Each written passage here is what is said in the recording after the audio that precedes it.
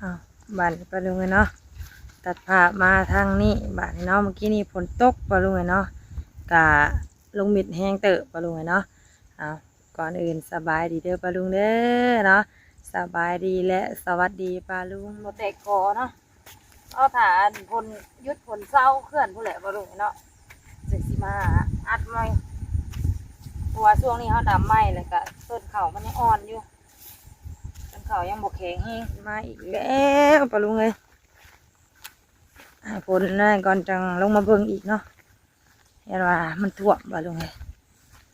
ฝนกันยังบ่หยุดบ่เศร้าอีกเทื่อ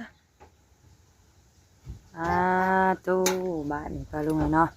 ตัดภาพมาบ้านนี้หลังจากเราน้ำให้น้ำหน้าเรียบร้อยมาเข้าครัวแกงเฮ็ดต่อบ้านนี้ปลาลุงเลยเนาะแกงเฮ็ดรวมมีทั้งเฮ็ดนางโง่เฮ็ดไว้แล้วก็เฮ็ดดินเฮ็ดปลาปลาลงเลยเนาะชื่อปลาคนกลุ่มบาทนี่เนาะโอ้โคตรอ้วก็ดีใช่ไหมกลมอำดำสุดยอดบ่สุดยอด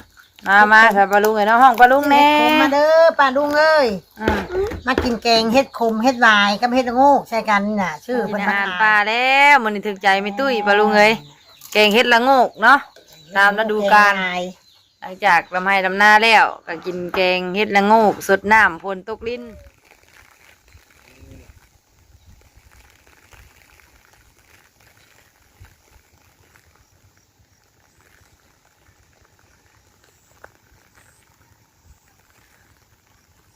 บ้านนี้ปลาลุงไงเนาะเปิดภาพบรรยากาศฝนตกดินตอนเช้าปลาลุงไงเนาะหลังจากที่เฮาก็ทำให้ลำนาเป็นที่เรียบร้อยแล้วเมื่อวานนี่ปลาลุงไงเนาะนี่ก็ทำให้นี่แหละเนาะเป็นให้สุดท้ายนี่สองให้น้อยนี่ปลาลุงไงเนาะเมื่อวานนี่ช่วงแรงก็ดำนาเป็นที่เรียบร้อยปลาลุงไงเนาะตื่นเช้ามาเมื่อนี่ก็เห็นสายฝนปล่อยลงมาอีกแล้วปลาลุงไงเนาะยังบ่เบิดบ่เศร้าอยู่ฝ่าฝนก็ได้เนาะยังตกดินอยู่เรื่อยๆปลาลุงไงเนาะเอามันนี่ก็ได้มา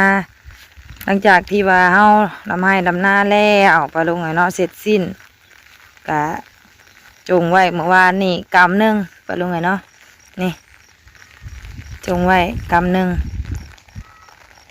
ทางไม่ตุ้ยเพิ่นวันกี้ว่าแม่น้องนิ้วสีมาซ้ำตอนเช้ามื้อนี้ปลาลุงไงเนาะ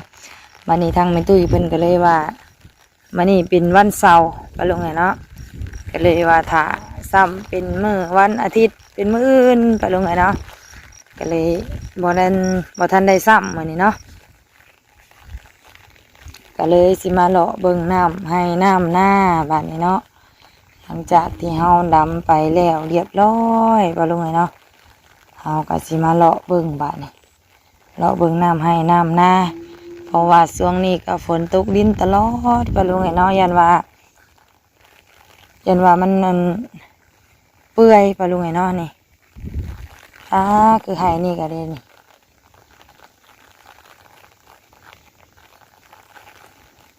วานนี่เป่งลงให้นี่ก็ปลาลุงไงเนาะ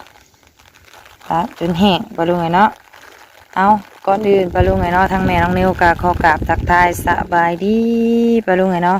สบายดีและสวัสดีปลาลุงFCกันเบิดสุขุสุโก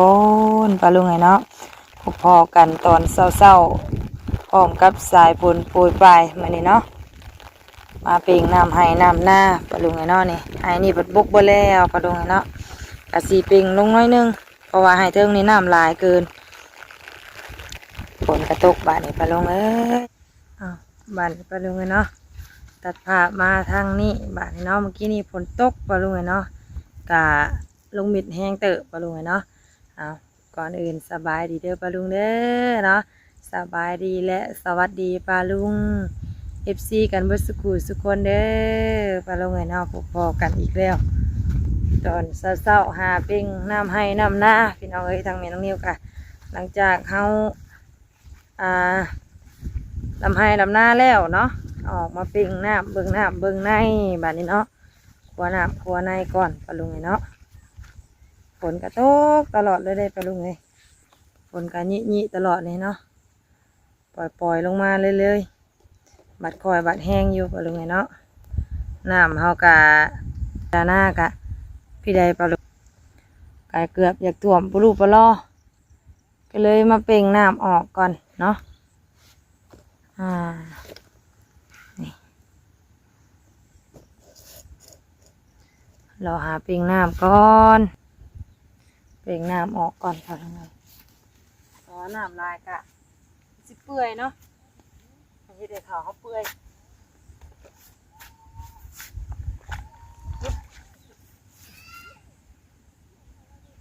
วินเนอร์ห้องเนี่ยปะลุงเลยแม่ลงมานะแม่เลยจักน้อยมาแล้วบ่เพิ่นน่ะจักน้อย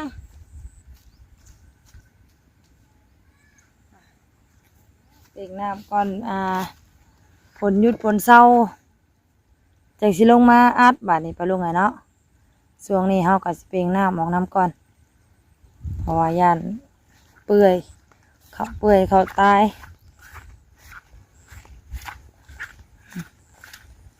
ตอนนี้เฮาก็ยังบ่ทันได้เฮ็ดอยู่ปีนี้ปะลุงเอ้ยยังบ่มีไผมาเฮ็ดอยู่เนาะ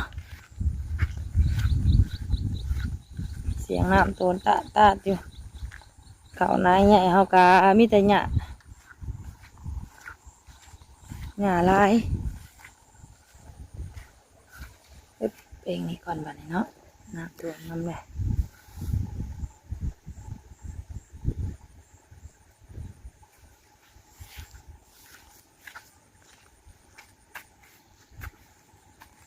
ป้าไว้ลายค่ะ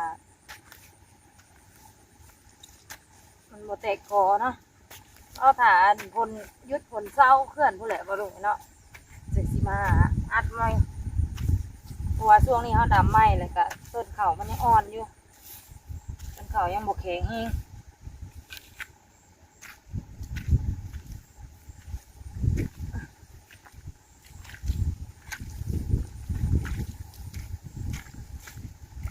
ฝนก็ลงมาตลอดมาเลยก็ลงเลยบัดคอยบัดแห้งอยู่เนาะมาแล้ว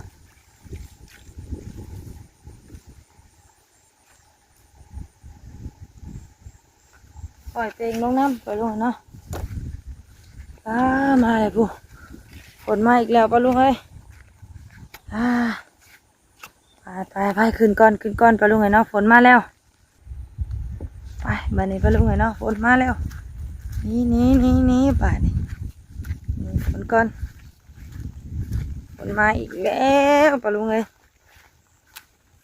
ฝนนั่นก่อนจังลงมาเบิ่งอีกเนาะเห็นว่ามันท่วมปะลุงเอ้ยฝนก็ยังบ่หยุดบ่เศร้าอีกเทื่อมาแล้วปุ๊น่ะฝนน้ำเขากองแม่น้องนิ้วเลยปะลุงเอ้ยไปสักพักเบรกก่อนปะลุงเอ้ยเนาะฝนตกน้ำเขากองแล้วตู้บ้านนี้ปะลุงเอ้ยเนาะตัดภาพมาบ้านนี้หลังจากเราน้ำให้น้ำนาเรียบร้อยมาข้าวคั่วแกงเห็ดต่อบ้านนี้ปะลุงเอ้ยเนาะแกงเห็ดรวมมีทั้งเห็ดนางโง่เห็ดไว้เลยกะเห็ดดินเห็ดปลาปะลุงเอ้ยเนาะรวมมิดกันเลยทั้งไม่ตุ้ยเพิ่นซื้อเห็ดไว้ถ่าปะลุงเอ้ยเนาะเพื่อแนวนิ้วลงไปเลาะน้ำเพิ่นซื้อเฮ็ดไว้ถ่าทางนี้ขึ้นมาแกงเฮ็ดบาดนี้ปะลุงเอ้ยพอดีกินข้าวเที่ยงเนาะหลังจากหม้อพดเรียบร้อยเฮาก็เอาหมักพริกลงบาดนี้หมดใส่ลายปะลุงเนาะมีตุ้ยเพิ่นพริกบ่ได้เสียปากหม้อก็เกิ่มแน่ปะลุงเอ้ยมันพดเนาะสุดน้ำก็กอกบ้านนี่เข้ากันกับบรรยากาศฝนตกดินปะลุงไงเนาะบ่ได้ไปทั้งใดฝนตกดินบัดมือบัดเว้นปะลุงไงเนาะตกแรกกันลมพัดหวย มาผู้หากะสิหยุดตกปะลุงไงเนาะแต่กะยังมีปล่อยๆอยู่ได้ตอนนี้ปะลุงไงเนาะ ยังบ่ได้เบิดคักอยู่ยังคึมแล้วก็มีหญ้าอยู่ฝนตกลิ้นกินแกงเฮ็ดละโงกแกงเฮ็ดละโงกแกงเฮ็ดวาย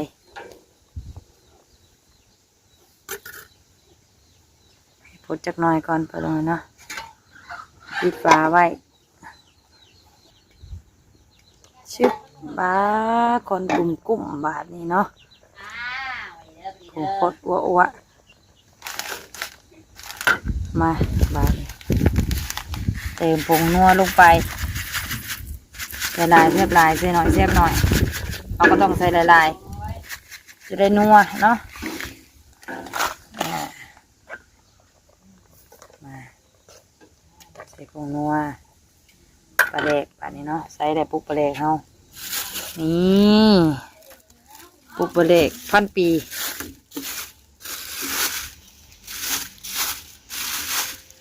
เปื้อนแน่ปลาลุงเลยเนาะเพราะว่าฝนมันพระเข้ามาทางนี้ฝนพระเข้ามาปลาลุงเลยใส่บานี่หั่นปลาเล็กก่อน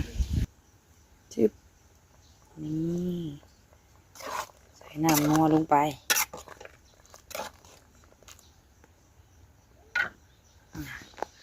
พักไว้จักหน่อยบานจังตอนปรุงจังใส่พักนั่งตู้ไปเลยเนาะ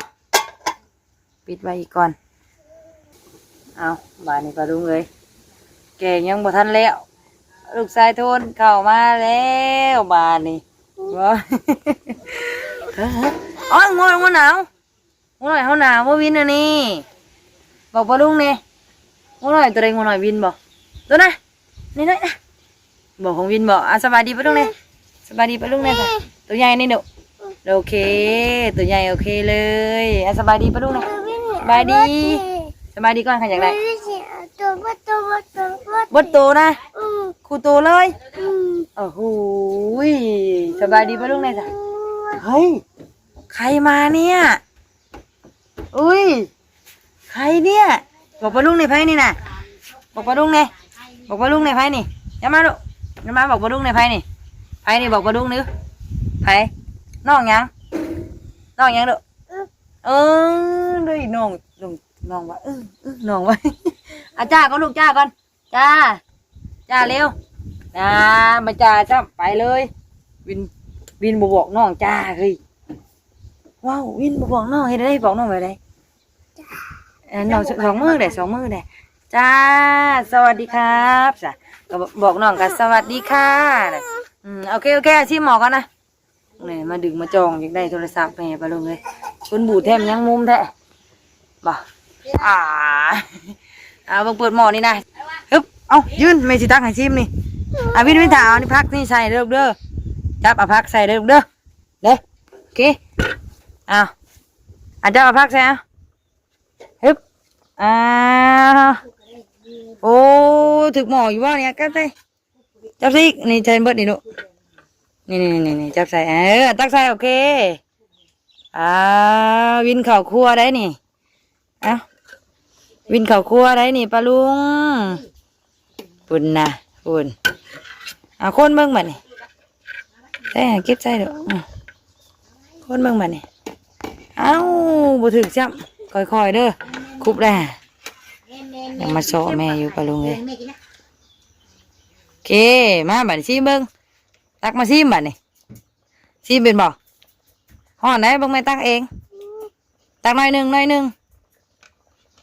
บิ่งน้ำห่อนสิลวกลงแม่สิซิโอเคโอ้วินเนอร์แกงเฮ็ดให้กินบ่จะเฮ็ดให้ตุ้ยกินบ่ลูกอันนี้เก่งแท้นี่เบิ่งแม่ซิเบิ่งมาไม่ปรุงให้มาไม่ปรุงตักให้เด้อลูกเด้อโอ้พี่มานั่งแล้วไม่ตุ้ยพี่ไว้ตุ้ยก็นั่งรอถ่ายกินแกงเฮ็ดปลาลุงเลยกินแกงเฮ็ดได้เช้าสิข้าวนะโดยตักโบตักออกมาก่อนตักบ่ได้ปลาดุงวินเนอร์เพิ่นสอมานั่งจ้าน้ำตุ้ยว่ะแม่มีน้องมาดินน้ำมื้อนี้สบายดีแม่ตุ้ยมีสมอยสมีเนาะมื้อนี้เนาะโอ้เย็นจะว้อยอีกหน่อยมื้อนี้ได้แต่หลานสาวมาดินปลาดุงหลานสาวน้อยแทนอีกมาอีกแล้วมื้อนี้ค่ะ ฝนตกมิดชะม้อยซะมีมื้อนี้ปลาลุงไงเนาะบ่มี เนื้อก็มิดมันนิ้วก็ บ่ มี มีไผมาเลยนิ้วก็ไป กินขนมบ่ป้ากินได้ป้ากินได้ เอาไว้ ป้ากินได้ดิ เอาไว้ อ่าอ่าอ่าเจ้ามาให้กินเด้อให้กินเด้อเด้อบ่ได้ ใช้นมนี่ ให้มันตู้อยู่นั่นเลย เอานมไปใช้ขนมเจ้าเด้ ใส่บินไปเอาดูบิน นี่จะได้บ่นี่นี่จะได้บ่นี่ มาให้ตู้อยู่นั่นลุงล่ะ ป้าแปะไม่ว่ามันดังไหมลูก มาให้ตู้อยู่แน่จ้ะตู้เพิ่นซื้อเฮ็ดบอลวินเนอร์นอนกินนี่แหละปลาลุงไงซื้อเฮ็ดอัน เฮ็ดสั่งร่วม เฮ็ด กันเลย ขมเฮ็ดวายปลาลุงไงเนาะแล้วก็เฮ็ดละโงกบ่แม่ตุ้ย เฮ็ดละโงกก็มีหาเวลาตุนกัน ปนกันคุมเฮาสิมึงคุมผู้ดีแซ่บเจ้าเนี่ยผู้ดีจะมักปันเต้ได้ไหมให้แม่ด้วยจ้าเอาแม่ด้วยจ้าเฮ้ยไอ้บ้ามาเลยกินน้ำแน่ดุกินน้ำแน่เอาถ่าอันแกงเฮ็ดออกมาก่อนจะปลาลุงไงเนาะมาแล้วแกงเฮ็ดปลาลุงเลยนั่งน้องหน่อยแม่คุบโอ้โหคุบนี่ไม่ได้กินเลยน้ำพอดลวกเลยนั่งน้องมินเนอร์ซิมด้วยตุ้ยค่ะสองคนนี่ยังว้าวุ่นเดี๋ยวปลาลุงเลยแม่งควมลาแม่งควมไปตุ้ยเมื่อยอยู่ต้องด้วยตุ้ยพอดีอยู่ปะตัวซิมมึงอยู่ปะนางเฮ้ย ก็ดี แซ่บไหม กลมอำดำ สุดยอดป่ะ สุดยอด มาใส่ปลาลุงไงเนาะห้องปลาลุงแน่ เฮ็ดขมมาเด้อป้าลุงเอ้ยมากินแกงเฮ็ดขมเฮ็ดวายกับเฮ็ดละโงกใส่กันนี่น่ะชื่อเพิ่นมาขาย เป็นมาขายให้ปลาลุงไงเนาะฝนตกไม่ตุ้ยซื้อ40,000เนาะตุ้ยเนาะแล้วดอกตักถ้วยนึงปลาลุงไงเนาะ ของอันได้โบห้องทงนึงอีก มานั่งลงเลยไปใส่ปลาลุงไงเนาะกินข้าวกินน้ำมาเด้อถึงใจไม่ตุ้ยคักคุมอำลำ มี50,000นะถ้วยนี่น่ะ อึ๊บสุดยอดปุ่นน่ะเต้าได้กินสัตว์ป่ามื้อนี้ได้กินปลาลุงไงเนาะได้กินอาหารป่าแล้วมื้อนี้ถึงใจไม่ตุ้ยปลาลุงเอ้ยแกงเฮ็ดละโงกเนาะตามฤดูกาลหลังจากลำไห้ลำหน้าแล้วก็กินแกงเฮ็ดละโงกสดน้ำฝนตกลิ้นในร้านเพิ่นก็ได้น้ำห่อนสีอันถึงร้านก็พอแห้ง ไปสปาลุงไงเนาะสำหรับคลิปนี้ก็จะได้ขอลำลาก่อนเด้อแต่เรากินข้าวกินน้ำน้ำกันปลาลุงไงเนาะอันบ่ได้ขากล้องก็อยู่ตารางผู้พี่น้องเอ้ยมันเปื้อนบ่ได้ลงเอาเนาะก็จะได้ขอลำลาปลาลุงก่อนเด้อเนาะ มากินแกงเฮ็ดขมเด้อป้าลุง โอ้ยแซ่บๆเด้อแม่ตุ้ยเฮ็ดโอ้บ่ได้เด็กก็ได้มีน้ำฮ้อน ห่วยเฮาเด็กเชื่อเราเป็นไง มันฮ้อนได้อันนี้น่ะ เดี๋ยวป้าจะปลาลุงไงเนาะขอตัวกินข้าวกันเด้อ เฮ็ดมีตุ้ยเด้อมีตุ้ย มากินข้าว ชื่อเฮ็ดขมน่ะ ไม่ตุ้ยมื้อนี้เนาะบ่ได้เห็นไม่ตุ้ยได้มื้อแล้วปลาลุงก็ได้ไปเด้อสบายดีสบายดีไหมเนาะบ๊ายบายสวัสดีครับสวัสดีครับห้องปลาลุงมากินแกงเฮ็ดนะปลาลุงแซ่บๆน้ำไม่ตุ้ยบาย